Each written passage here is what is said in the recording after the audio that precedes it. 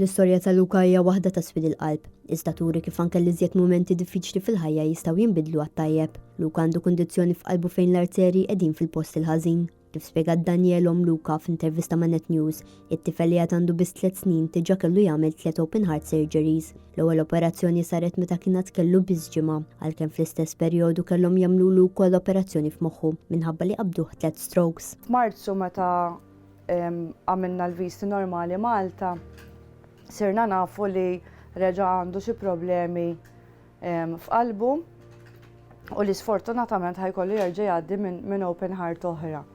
Erġajna tlajna l-Ingilterra f'Lulju, aħna konna bil-ħsieb qisek li ħatitla l-open heart u tinżel lura. Imma l-esperjenza ma kienitx hekk. Sfortunatament waqt li qed nistennew li jiġi operat it-tieni open heart, Luka sadda minn 3 strokes. Tista' tgħid ħriġnieh mejjed u apparti li jagħmel open heart mbagħad kellu jagħmel anki ġo rasu surgeries. Ħallietu b'nofsu mejjed tista' tgħid għandu right side impairment, issa thank God tgħidli mhux qed nara xejn, imma huwa għaddej minn ħafna terapiji, physio, occupational therapy, speech, kollox. Daniel kelmetna dwar l-rwol importanti li kellhom il-Malta Community Chest Fund sabiex Luka jieħu trattament meħtieġ u sabiex setgħu jgħixu ħajja komda minkejja d-batija li għaddew minnha. Wara li mbagħad qisu irpilja mill-operazzjonijiet ta' rasu, reġa' għamel it-tieni open heart li sfortunatament wara ġimagħtej ma rnexxietx u kellu jerġa' jagħmel it-tielet open heart. Allura isek minn suppost żmien qasir spiċċajna minn hemmhekk 6 xhur.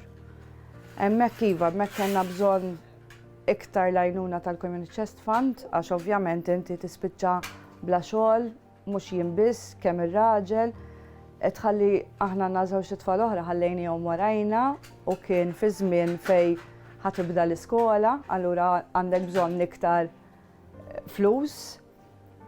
Imma thank God bħal nies bħal Community Chest Fund hemmhekk sibna l-għajnuna anke tal-fathers li huma Maltin. Jitzenniet l-importanza li l-pubbliku jagħti d-donazzjonijiet waqt l-istrina fis-26 ta' Deċembru sabiex kull min għaddej minn żmien diffiċli jkollu l-għajnuna meħtieġa b'serħan il-moħħ.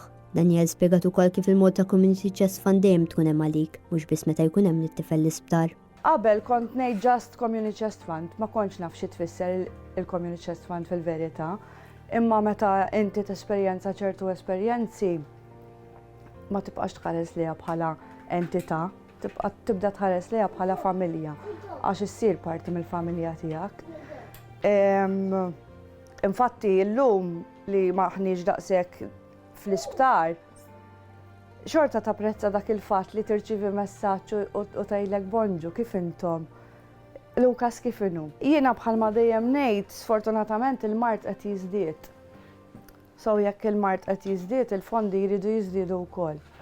Jekk qabel jiena forsi konna nagħtu €1, illum tagħti 2.